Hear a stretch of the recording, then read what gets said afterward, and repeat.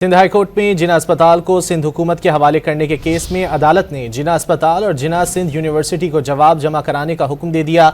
मजीद जानते हैं don news के नुमाइंदे शफी बलोच से। शफी, सिंध हाईकोर्ट की जानिब से क्या कहा गया हुक्म में? जी, सिंध हाईकोर्ट ने जो है वो 4 हफ्तों में जो है वो फरीकैन को जवाब जमा कराने का हुक्म दे दिया है। दौरान समाअत दफार गुजार वकील ने रात को बताया कि वफाक ने 25 साल के लिए हवाले कर दिया है और इस पर दफार गुजार डॉक्टर जफर ने रात को बताया कि अली वफाक और सिंध हुकूमत के मुआहदे को चैलेंज किया है और पूरा इदारा जो है वो जिसमें अस्पताल, यूनिवर्सिटी समेत 25 सिंध हुकूमत को दे दिया गया है। शफी, आपसे दोबारा राब्ता करने की कोशिश करते हैं। सिंध हाईकोर्ट में जिना अस्पताल को सिंध हुकूमत के हवाले करने के केस में अदालत ने जिना अस्पताल और जिना सिंध यूनिवर्सिटी को जवाब जमा कराने का हुक्म दे दिया है।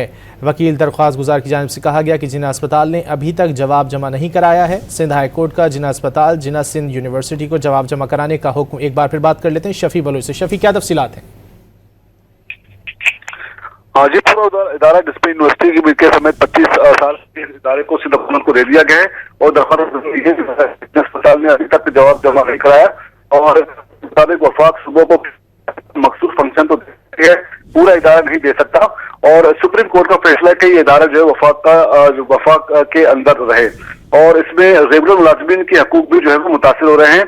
अदालत ने दरख्वास्त गुजार का मौक़िफ़ सुनने के बाद जो है वो फरीकैन से 4 हफ्तों के लिए जो है जवाब जमा कराने का अदालत ने हुक्म दे दिया है। जी, बहुत शुक्रिया शफी बलोच इन तफसीलात के लिए।